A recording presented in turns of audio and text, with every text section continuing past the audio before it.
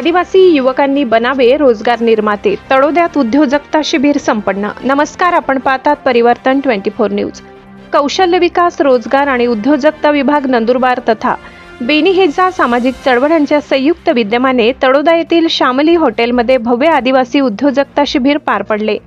या शिबिरात आदिवासी युवकांनी उद्योग व्यवसाय क्षेत्रात पुढे येऊन स्वावलंबी व्हावे, रोजगार निर्माते बनावे आणि समाजाच्या विकासात योगदान द्यावे असा संदेश देण्यात आला।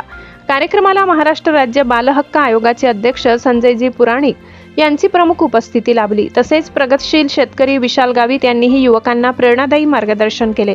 कार्यक्रमाची प्रस्तावना करताना कल्पेश पाडवी यांनी सांगितले की आदिवासी समाजातील तरुण उद्योजक निर्माण होणे ही आजच्या काळाची गरज आहे। शिबिरात विविध यशस्वी उद्योजकांनी आपले अनुभव शेअर केले।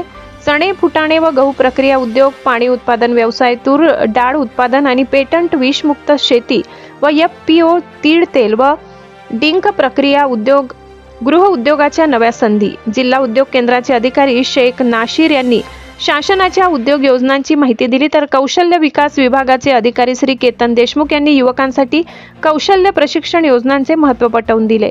मार्केटिंग आणि विक्री कौशल्यावर सूचित पिंगडे सर यांनी आधुनिक तंत्रज्ञानाच्या माध्यमातून यशस्वी व्यवसाय उभारणीचे मार्गदर्शन केले। कार्यक्रमाचा समारोप गोपाल महाजन सर यांनी केला, तर आभार प्रदर्शन पंकज वसावे यांनी केले। या शिबिरासाठी वनांचल समृद्धी अभियान फाउंडेशन, अष्टविनायक शिक्षण मंडळ तळोदा आणि भारतीय जैन संघटना तळोदा यांचे विशेष सहकार्य लाभले। अशाच ताज्या आणि विश्वासार्ह बातम्यांसाठी सबस्क्राइब करा परिवर्तन 24 न्यूज। बेल आयकॉन दाबायला विसरू नका।